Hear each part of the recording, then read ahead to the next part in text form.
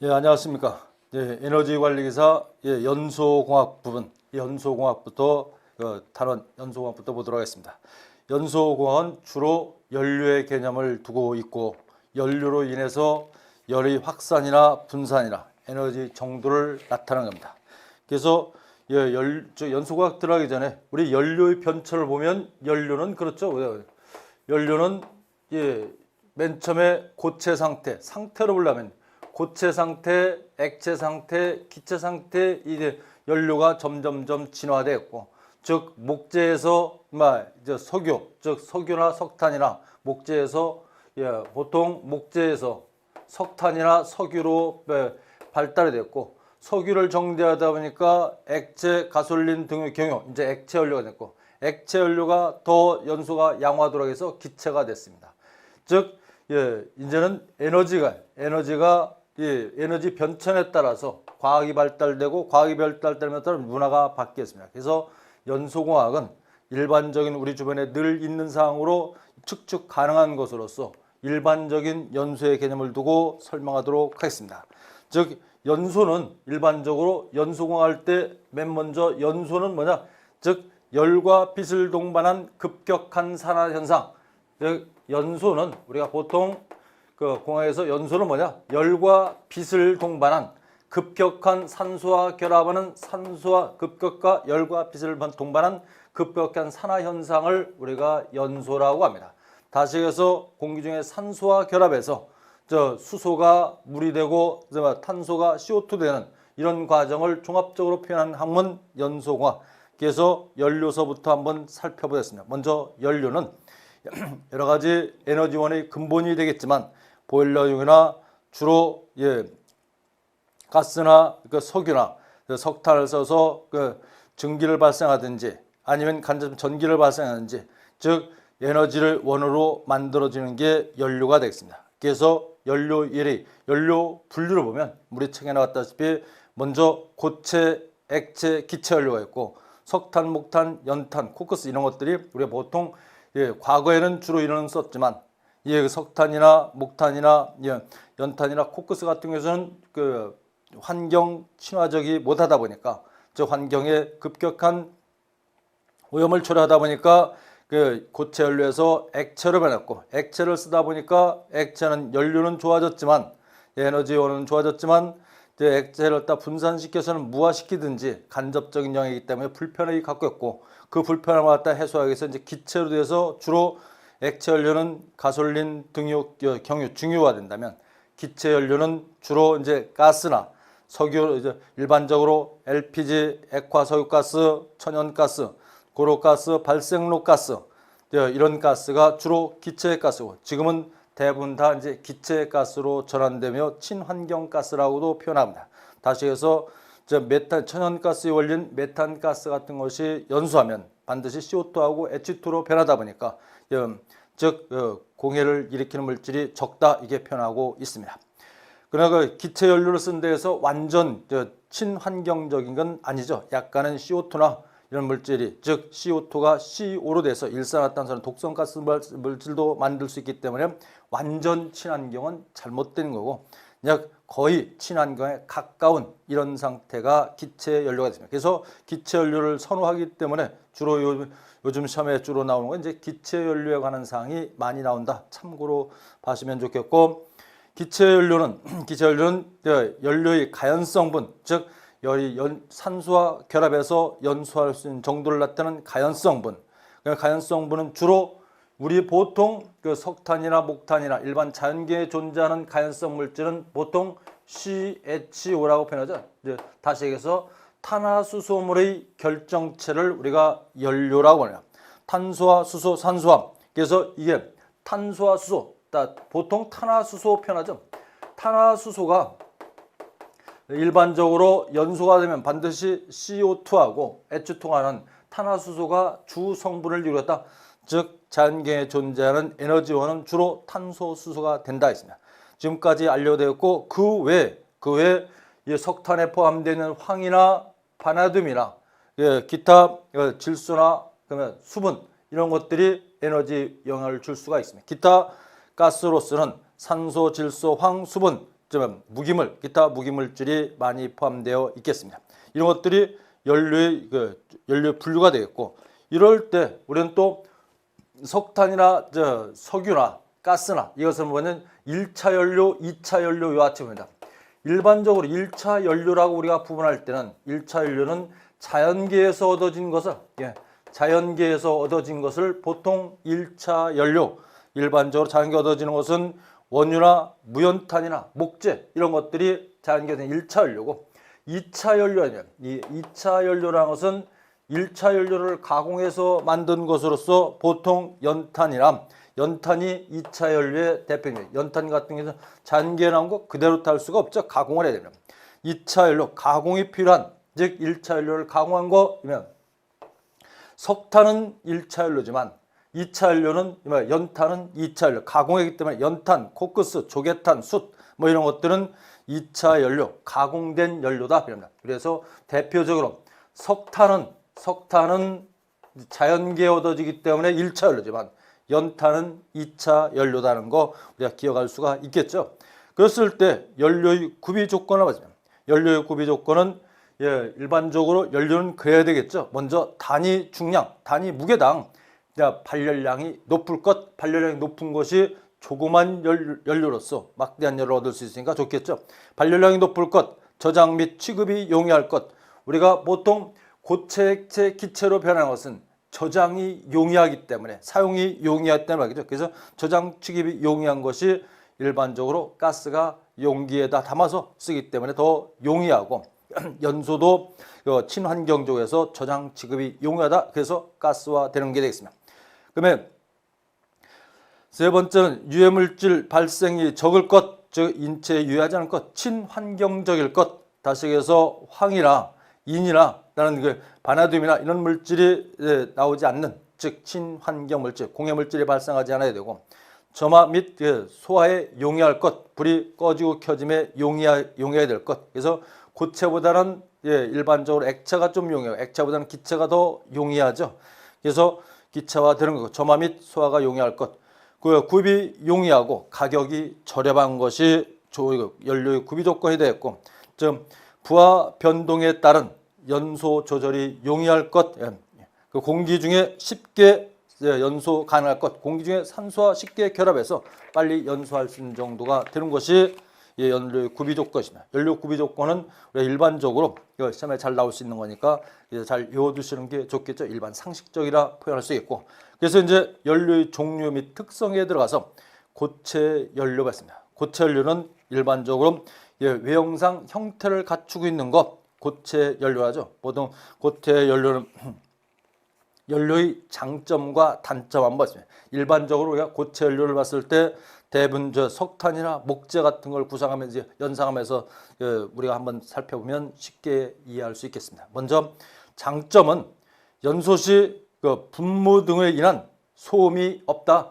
즉 나무를 갖다 놓고 분무를 붙이거나 그러면 잘 용이할 수 있으면 가만히 놔둬도 잘 타다 보니까 굳이 분무를 하지 않아도 된다. 연소 시 분무 등 바람을 불어넣는 등 이런 소음이 없다. 연료 누설로 인한 역화나 폭발 사고가 발생하지 않는다.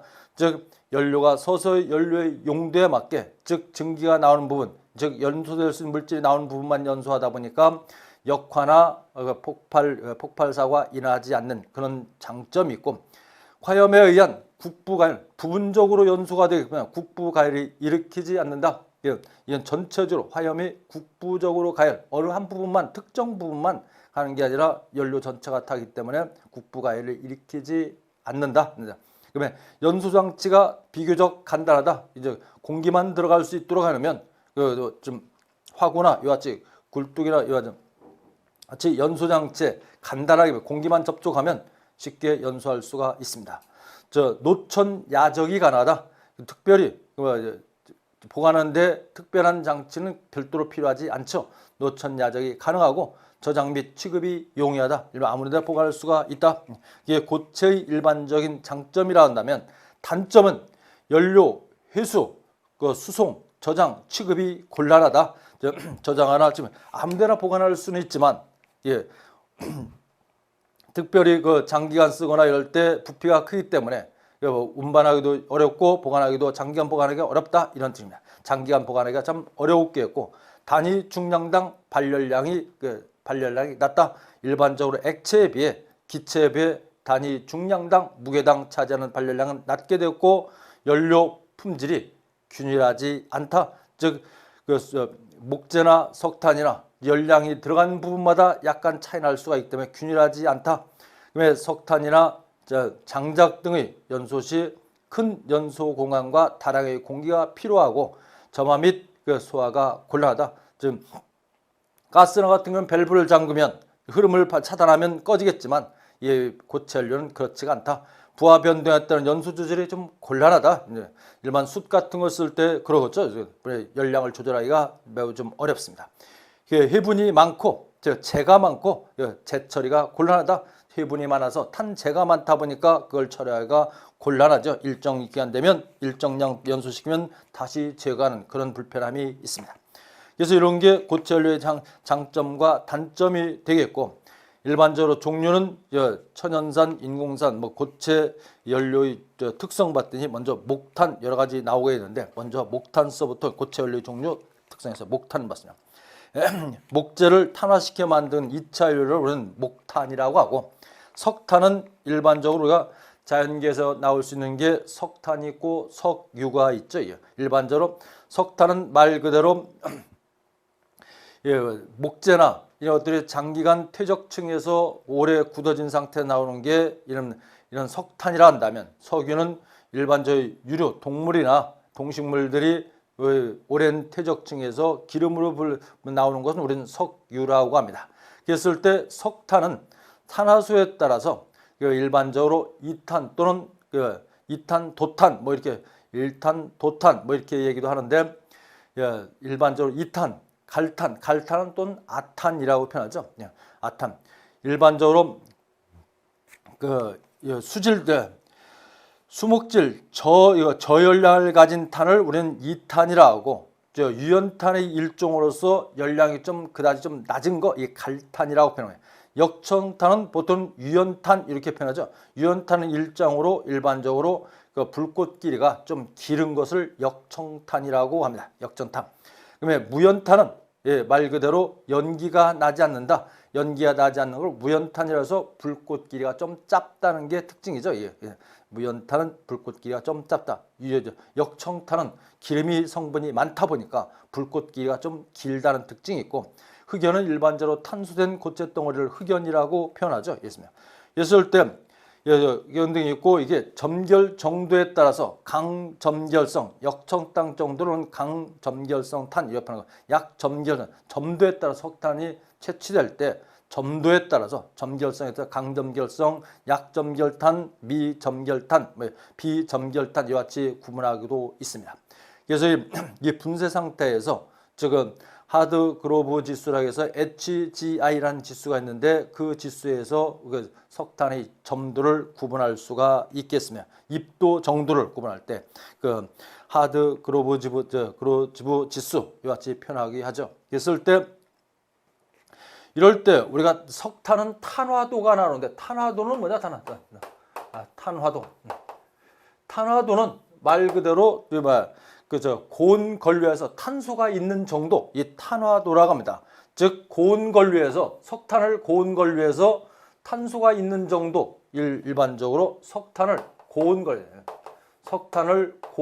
건류에서 건류란 것은 건조시켰다는 얘기죠. 고온 건류시켜서 만든 것을 우리는 탄화도라 합니다.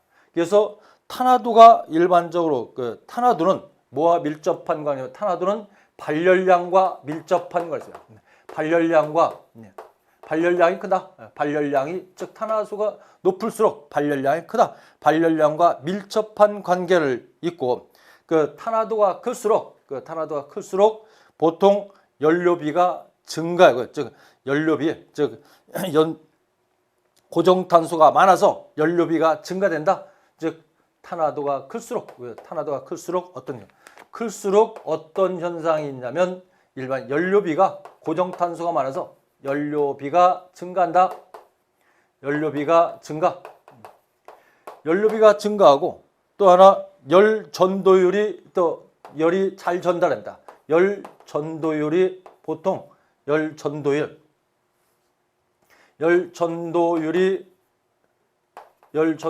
증가해야 되겠고 일반적으로 열 전도율입니다. 즉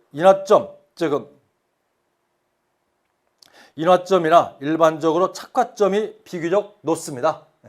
인화점이나 이제 인화점은 보통 불붙는 점, 인화점,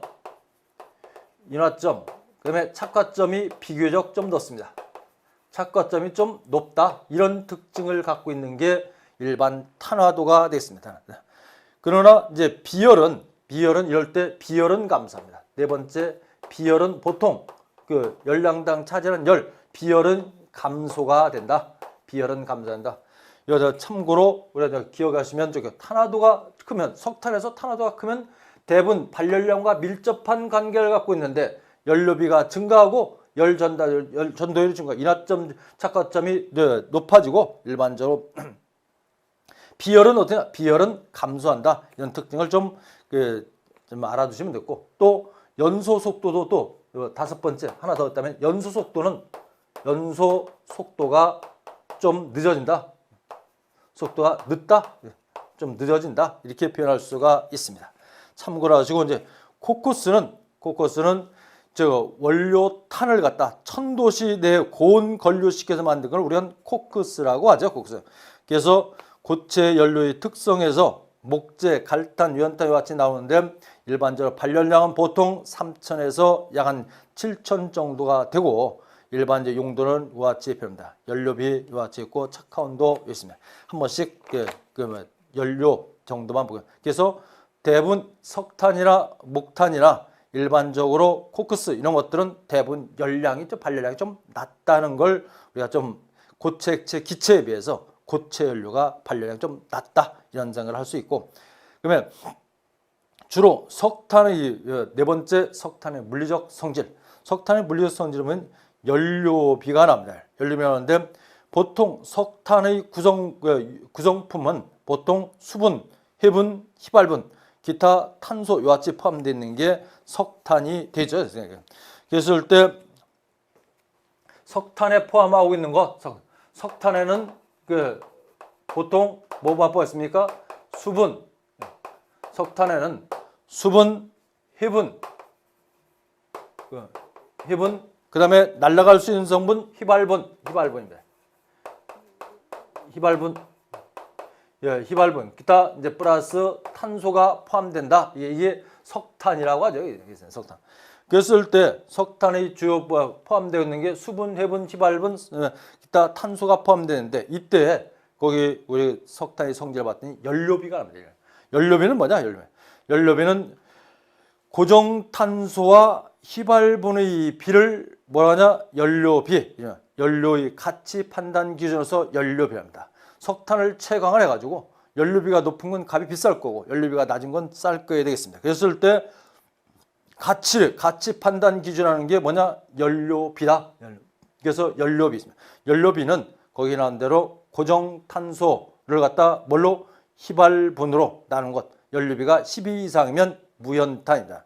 보통 무연탄이 되는 것이 무연탄 같은 경우는 보통 무연탄의 일반적으로 연료비를 구해보면 보통 연료비가 12 이상 나오는데 즉 고정탄소가 85에서 90 정도 됩니다. 고정탄소가 얼마냐면 여기 연료비는 고정탄소를 뭘로? 휘발분으로 나왔습니다. 고정탄소가 85부터 90 정도가 됩니다. 보통 고정탄소가 무연탄은 85%에서 90%가 되다 보니까 그중에 휘발비는 얼마냐? 3 내지 7% 정도를 포함하고 있어서 이게 얼마냐? 약 12 이상 되다 보니까 이건 무연탄, 일반 무연탄의 연료비가 됩니다. 연료비는 휘발분을 갖다 뭘로? 고정탄소를 뭘로? 휘발분으로 나눈 거다. 연료비. 그래서 연료비 내는 공식, 이건 공식을 알아둬야죠. 말로 써도 고정탄소와 휘발분의 비를 갖다 우리는 연료비라 하는데 연료비는 외워야 되니까 저기 일반적으로 고정탄소 고정탄소라고 하죠. 고정탄소. C에다 휘발분으로 하는 것. 휘발분 비율로 나눈 걸 갖다 우리는 보통 연료비라 합니다. 그래서 입도는 보통 석유 입도는 메시로 표현하는데 하드 그로브 지수에서 HGI 석탄 분쇄성의 정도를 나타내는 입도로 표현하고 입도에 따라서 괴탄은 지름이 50mm, 소괴탄은 일반 작은 지름은 약 20에서 50 뭐 이렇게 된다는 얘기고요. 그다음에 점결성은 그 흐르는 정도, 흘러가는 정도를 나타내는 게 점도의 정도를 나타내는 걸 우리는 점결성이라고 하고 비중은 코크스 또는 석탄 내에 그 기공의 유무에 따라서 겉보기 비중과 참 비중이 서로 다릅니다. 그래서 기공률 표현하는데 기공률도 우리는 공식에 따라서 외워두는 수밖에 없지. 근데 이게 석탄을 나타낼 때 쓰는 거다 보니까 비중은 기공률 1에서 겉보기 실제로 잰 비중하고 참 비중 이게 석탄이 고유 갖고 있는 비중을 비중으로 나눈 것 이것을 기공률이라고 합니다. 겉보기 비중은 보통 석탄 내 기공을 포함한 상태의 비중을 얘기하고 참 비중은 석탄 내 기공이 없이 실제 석탄이 고유 갖고 있는 비중 자체를 얘기합니다. 그래서 비중을 했고 고체 연료의 탄화도가 클 경우 특성은 고정탄소량이 보통 연료의 탄화도가 증가할수록 고정탄소량이 증가하고 수분 및 휘발분이 감소하고 연료비가 증가하고 착화 온도가 증가한다. 일반적으로 인화점 같은 게 높아진다. 여기서 표현할 수 있고 석탄의 풍화와 자연 발화. 풍화는 일반적으로 바람의 휘발분이라는 것이 날아가는 정도. 자, 그래서 풍화는 있습니다. 풍화는 거기 설명된 대로 연료 중 휘발분이 공기 중에 산소와 화합하여 탄의 질이 저하되며 휘발분 발열량이 감소하고 탄질이 변화, 즉 변질, 탄 표면에 탈색되는 것을 우리는 풍화, 바람에 의해서 오래 장기간 보관하다 보니까 휘발분이 날아가서 좀 탄이 변질되는 걸 우리는 풍화라고 한다면 자연 발화라는 거죠. 자연 발화는 일반적으로 석탄 저장 시 내부 온도가 60도 이상이 되면 스스로 온도가 높아지다 보면 이상이 되면 스스로 발화 현상이 나는데 발화 현상이 되면서 이걸 자연 발화, 즉 석탄은 그래서 몇 도에 발화되냐? 약 80도, 90도가 아니라 약 60도입니다. 60도 이상이면 스스로 불씨를 붙이지 않더라도 발화가 되다 보니까 석탄 가루나 이물질 있는 곳에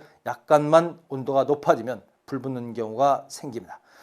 석탄의 열 전도율이 적어서 열이 내부에 축적되기 때문에 자연 발화는 쉽다. 다시 해서 여기서 우리가 알 수 있는 것은 열 전도율이 작으면 작을수록 열 축적이 많다. 그래서 일반적으로 쇠는 일반 철 파이프 같은 경우는 열 전도율이 높죠.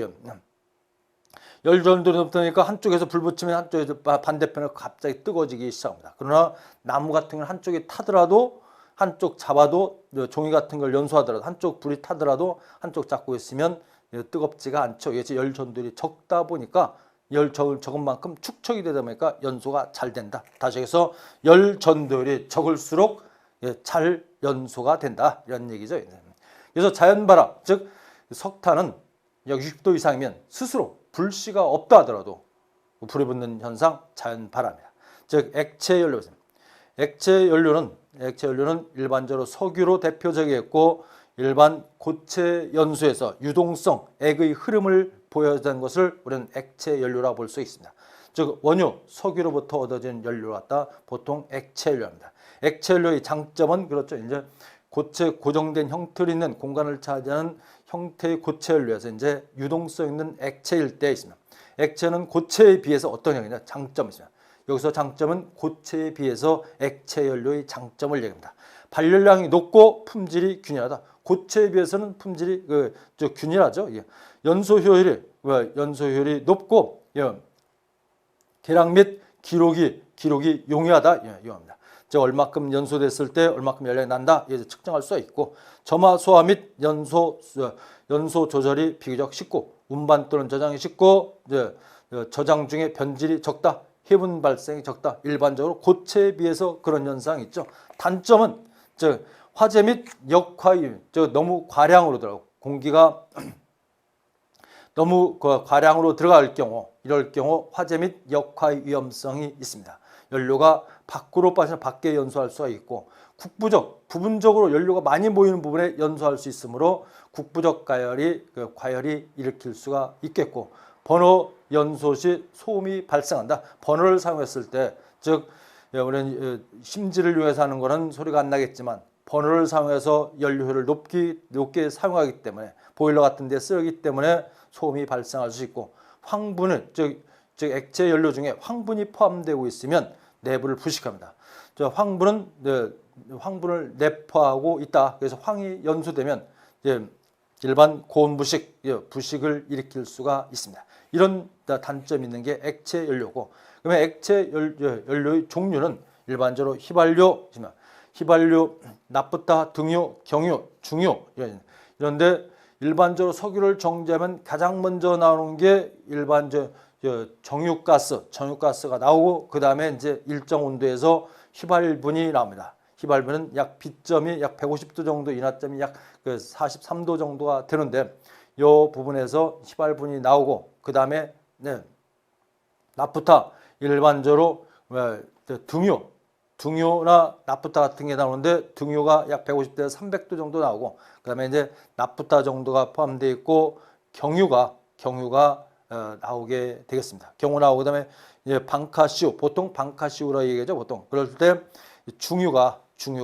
방카 A, 즉 중질유, 좀 무거운 유해 중에 방카 A, 중유 A, B, C, 그래서 점도가 좀 낮아서 예열이 필요 없는 A가 있고, 좀 점도가 높은 B, C 이런 게 있습니다. 그래서 액체 연료는 일반적으로 원유, 중유, 경유, 등유, 가솔린같이 B점과 착화온도, 발열량 받습니다. B점, 착화온도, 발열량은 각각 한 번씩 살펴봐 주시고, 비교적 고체에 비해서 액체 연료는 발열량이 좀 높다. 고체 연료는 약 2,000에서 7,000 정도 된다면, 3,000에서 7,000 정도 된다면, 액체 연료는 기본적으로 만 정도 된다.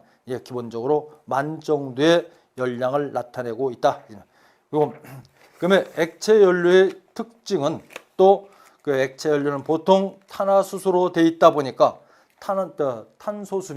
탄화수소비가 있겠습니다. 탄화수소비는 탄소와 수소비를, 탄화수소비라 하죠. 일반 석유에서 탄소 포함한 것을 수소로 나눠준 것, 이게 탄소수비랍니다.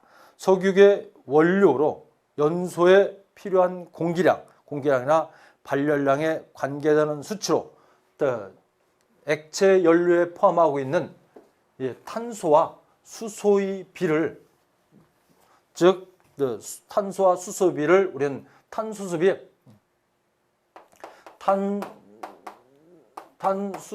합니다. 탄소와 수소의 비를 갖다 우리는 탄소수소비라고 합니다. 이건 보통 석유는 CHO, 탄화수소로 되어 있기 때문에, 이 탄화수소비가 크면 클수록 탄소가 많아서 클수록 일반적으로 이론 공기비가 이론 연공비라죠. 공기비가 감소하고 그런 현상이 있습니다. 이 탄소와 수소. 다시 얘기해서 메탄 같은 경우, 예를 들어서 메탄 있을 때는 CH4라고 합니다. CH에서 보통 탄소는 수소 몇 개와 4개 결합할 수 있는 다리를 갖고 있는데, 이랬을 때 메탄은 얼마냐면, 메탄의 탄소수비는 탄소가 약 얼마? 원자량이, 탄소는 원자번호 6이고 질량이 약 12죠. 12.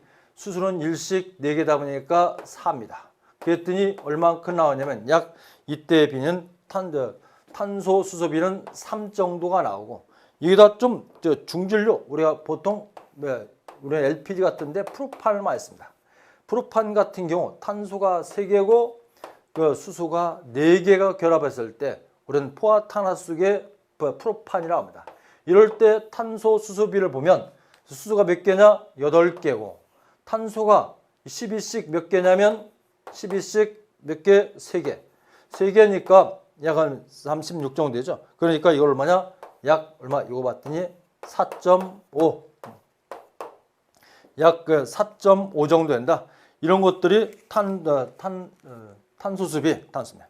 그래서 탄소수비에 따른 그 표를 한번 보도록 하겠습니다.